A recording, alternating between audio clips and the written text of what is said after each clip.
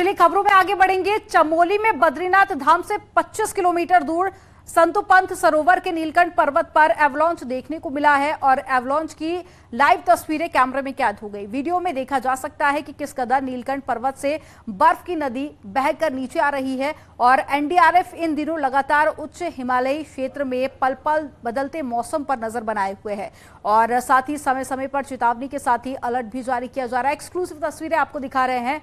हालांकि अभी तक एवलांच से किसी को कोई भी नुकसान नहीं हुआ है।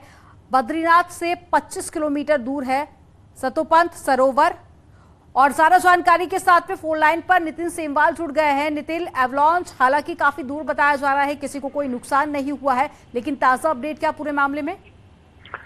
जी, ये तस्वीरें कुछ दिन पहले की है जब संतोपंथ ट्रैक को कवर करने के लिए यानी कि उस ट्रैक पर घूमने के लिए कुछ पर्वतारोही दल गया था तो अचानक एक एवलांच वहां पे टूट कर आया है और ये बद्रीनाथ धाम से लगभग 25 से 30 किलोमीटर आगे की ये घटना है। और पहाड़ों में हालांकि ऐसी चीजें होती रहती है, लेकिन जिस तरीके से मौसम विभाग ने और अलर्ट जारी किया हुआ है कि उच्च हिमालय क्षेत्रों में ज्यादा आवागमन अभी न किया जाए क्योंकि कभी भी एवलांच आ सकता है, तो इस लिहाज से सुरक्षा की दृष्टि से ये बहुत महत्वपूर्ण बात है कि वहां पे फिर भी पर्वतारोही जा रहे हैं। इस और थोड़ा सा ध्यान देने की आवश्यकता है। फिलहाल ताजा अपडेट ये है कि इससे कोई ज्यादा नुकसान नहीं हुआ है और ये एक नदी के रूप में टूट कर आया है और एक सामान्य घटना भी इसे कह सकते हैं। जी, तमाम जानकारी साझा करने के लिए बहुत शुक्रिया नितिन आपका।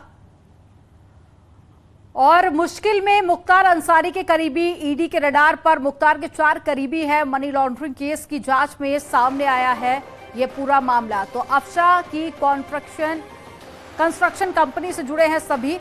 रविंद्र नारायण सिंह, जाकिर हुसैन, विक्रम अग्रहरी, शादाब अहमद पर भी ईडी का शिकंजा कसा जाएगा और चारों की संपत्ति को चिन्हित कर ईडी कंस्ट्रक्शन में मुख्तार की काली कमाई खपाने का शक भी पुलिस को है, जिसके बाद में मुख्तार के करीबी जितेंद्र सापरा और गणेश दत्त मिश्रा पर ईडी ने पहले ही कार्रवाई शुरू कर दी है। तो एक बड़ी खबर आपको बता रहे हैं। देखिए, आज हाई कोर्ट में एक तरफ सुनवाई होनी है तो वहीं दूसरी तरफ मुख्तार अंसारी के करीबियों पर भी अब ईडी ने शिकंजा कसना शुरू कर दिया है।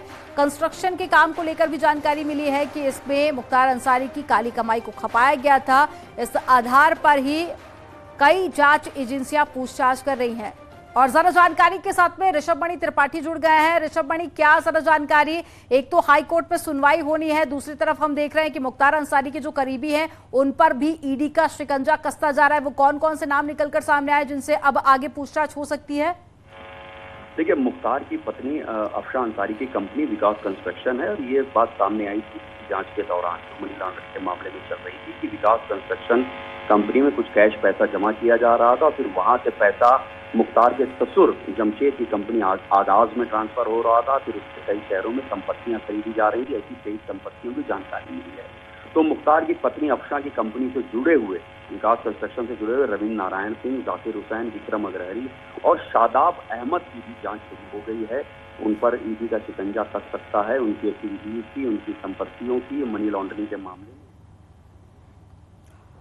तो अब मुख्तार अंसारी के करीबियों की भी मुश्किलें बढ़ सकती। तमाम जानकारी साझा करने के लिए बहुत शुक्रिया ऋषभ आपका। और उत्तर प्रदेश में नगरीय निकाय चुनाव में भगवा लहरा रहा है। टीम योगी के नेतृत्व में निगम की सभी सीटों पर बीजेपी कब्जा कर चुकी है, लेकिन फाइनल इम्तिहान अभी बाकी है क्योंकि 2024 के बीजेपी का टारगेट और भी ज्यादा बड़ा है।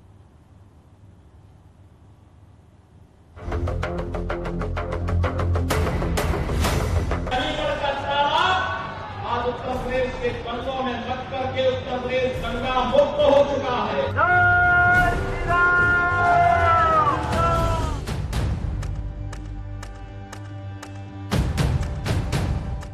विकास के चश्मे से योगी ने वो करिश्मा कर दिया जिसके नगमे अब उत्तर प्रदेश में ही नहीं बल्कि देश में सुनाई दे रहे हैं। बिना थके, बिना रुके टीम योगी निकाय के रण में विरोधियों को घेरने के लिए चक्रव्यूह रचना करती रही और अखिलेश के साथ मायावती और कांग्रेस उसमें फंसती रही।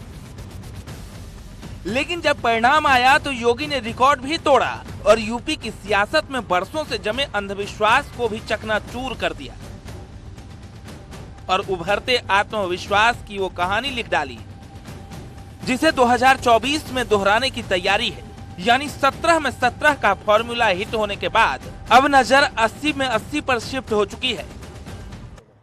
टीम योगी ने नगर निकाय चुनावों में जो कहा वो कर दिखाया, यानी कि 17 में से 17 नगर निगम की सीटों पर भारतीय जनता पार्टी की जीत का परचम लहराया। और अब बीजेपी की नजर 2024 के लोकसभा चुनावों पर टिकी है। टीम योगी उन चुनावों को लेकर के भी अपनी तैयारियों में जुट गई है, यानी हर समय चुनावी मोड में रहने वाली भारतीय जनता पार्टी 2024 के लोकसभा चुनावों में भी क्लीन स्वीप करना चाहती है। नगर में योगी ने नगाड़ा तो बजा दिया, लेकिन अभी सबसे बड़ा इम्तिहान बाकी है। जब अगले साल लोकसभा के चुनाव होंगे तो लक्ष्य सभी सीटों पर क्लीन स्वीप का होगा। आज उत्तर प्रदेश में भय मुक्त वातावरण देने में सफलता प्राप्त हुई है।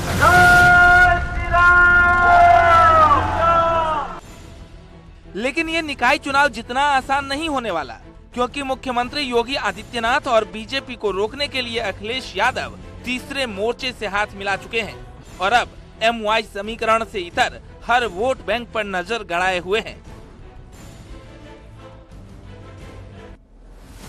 लेकिन क्या अखिलेश यादव के लिए मोदी योगी को रोक पाना संभव हो सकेगा? लोकसभा चुनाव में टीम योगी को रोकने के लिए अखिलेश यादव थर्ड फ्रंट के साथ हैं। अखिलेश यादव कभी नीतीश कुमार से मुलाकात करते हैं तो कभी तेलंगाना के CM KCR से मुलाकात करते हैं, लेकिन इस दौरान उत्तर प्रदेश में अखिलेश यादव की जमीन लगातार खिसकती जा रही है। इसी का नतीजा है कि एक बार फिर यूपी नगर निगम चुनाव में समाजवादी पार्टी एक भी सीट नहीं जीत सकी। तो क्या 2024 में बीजेपी के 80 में से 80 लोकसभा सीट जीतने के लक्ष्य को अखिलेश यादव रोक पाएंगे या नहीं, ये एक बड़ा सवाल है। 2017 के बाद जब से CM योगी को उत्तर प्रदेश की कमान मिली है, तभी से उत्तर प्रदेश में बीजेपी की जीत का ग्राफ तेजी से ऊपर उठा है। अगर नजर पिछले लोकसभा चुनाव पर डालें तो PM मोदी और CM योगी के नेतृत्व में टीम बीजेपी ने विपक्ष को बुरी तरह परास्त कर दिया। 2019 के लोकसभा चुनाव में मोदी और योगी की जोड़ी की वजह से उत्तर प्रदेश में 62 सीटों पर कमल खिला। अपना दलस को 2 सीटें मिली, BSP के खाते में 10 सीटें गई, SP को सिर्फ 5 सीटें मिली, कांग्रेस को सिर्फ 1 सीट मिली। यानी विपक्ष धीरे धीरे मोदी योगी के सामने कमजोर होता जा रहा है। लेकिन बीजेपी की चुनौती यहाँ खत्म नहीं हो रही, बल्कि चुनौती यहाँ से शुरू हो रही है, क्योंकि सामने जो लक्ष्य है उसे पाने के लिए अभी और जोड़ लगाने की जरूरत है। मोदी प्लस योगी 80 में 80 पर जीत होगी। हालांकि मोदी योगी की जोड़ी उत्तर प्रदेश के लिए काफी उपयोगी है और इसे 2019 के लोकसभा के बाद 2022 के विधानसभा और 2023 के निकाय चुनाव में साबित कर दिया गया। लेकिन क्या 2024 में 80 में 80 सीटों का लक्ष्य साधने में ये जोड़ी कामयाब हो पाएगी या फिर लक्ष्य के करीब रह पाएगी, ये बड़ा सवाल है।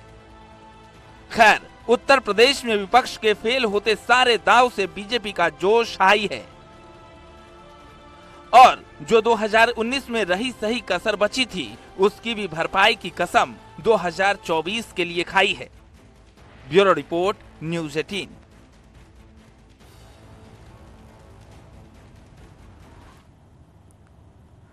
नगर निगम के चुनाव में अखिलेश यादव और मायावती की हालत ऐसी हो गई है कि एक भी सीट उनकी पार्टी नहीं जीत सकी है। लेकिन जब हार पर चिंतन मनन का वक्त आया तो सारा दोष कहीं और ही फोड़ दिया गया। एक रिपोर्ट आपको दिखाते हैं।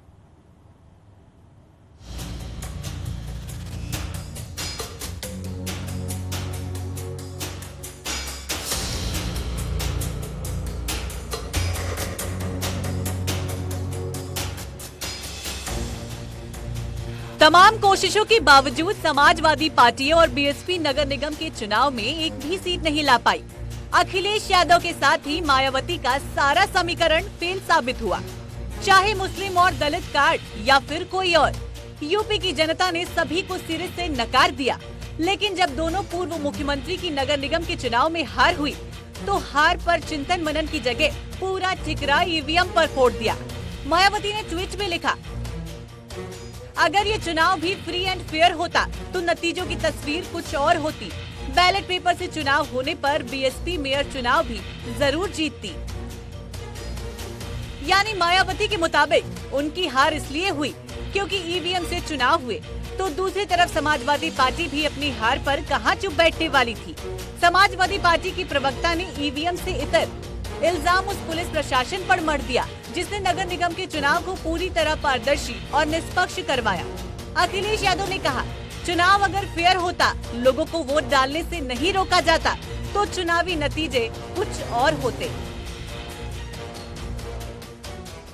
ये जबरदस्ती उन्होंने वोट नहीं डालने दिया, और जो लोग वोट डाल भी आए और जब गिनती हुई है उसमें जो हथकंडे भारतीय जनता पार्टी अपना सकती थी वो हथकंडे अपनाए गए।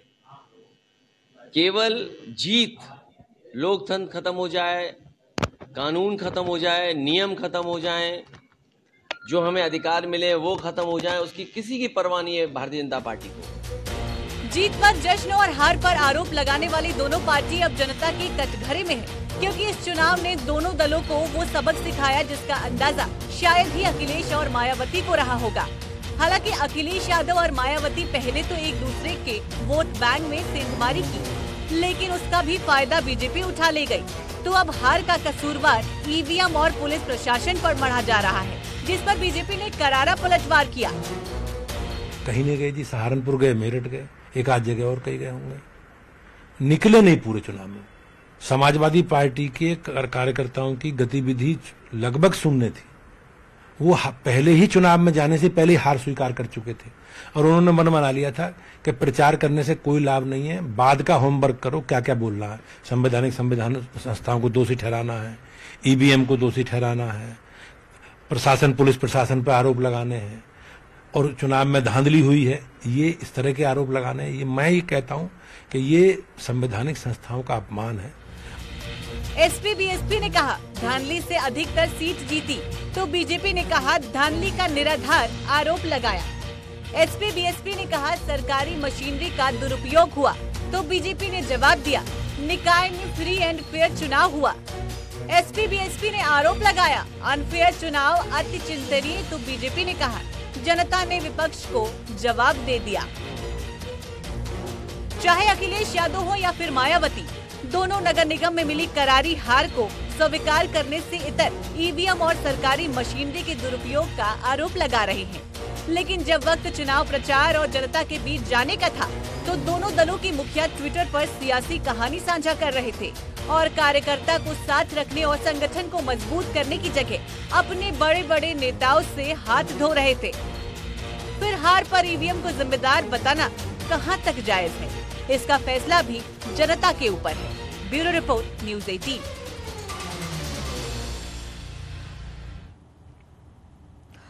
अब हम आपको दिखाएंगे उन नगर निगमों का हाल जहां पर समाजवादी पार्टी दूसरे स्थान पर भी नहीं रह सकी। मतलब ऐसे नगर निगम जहां पर एसपी को कांग्रेस और साथ ही बीएसपी और यहां तक कि एआईएमआईएम तक के उम्मीदवारों ने पछाड़ दिया है। रिपोर्ट देखिए।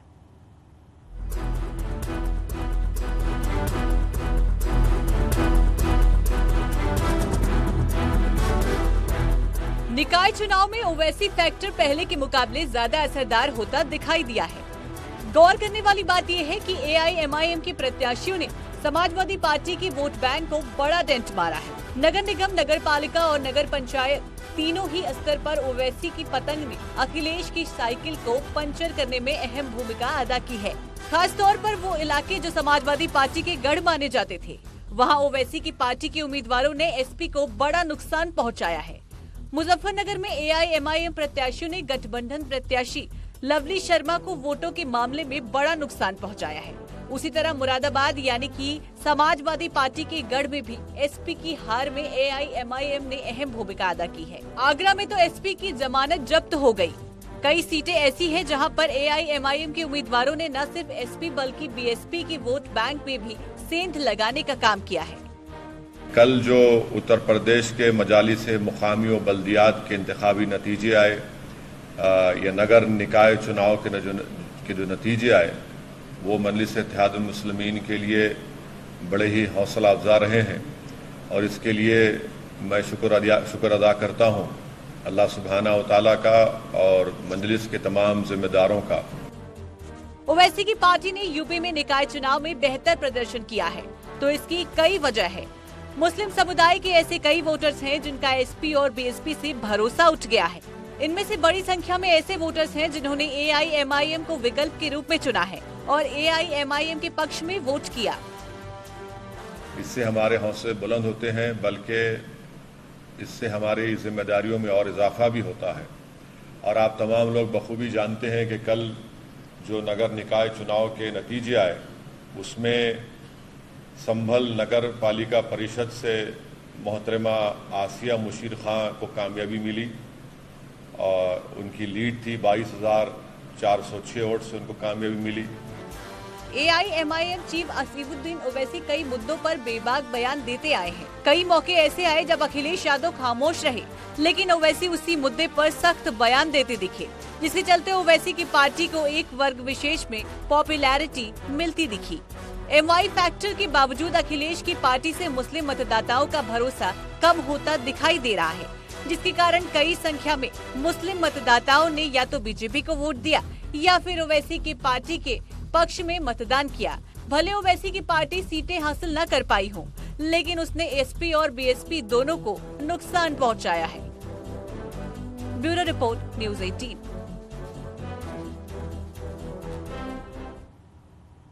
और चलिए यहाँ पर रुकेंगे एक छोटे से ब्रेक के लिए। खबरों का सिलसिला आगे भी जारी रहेगा, आप देखते रहिए न्यूज़ 18।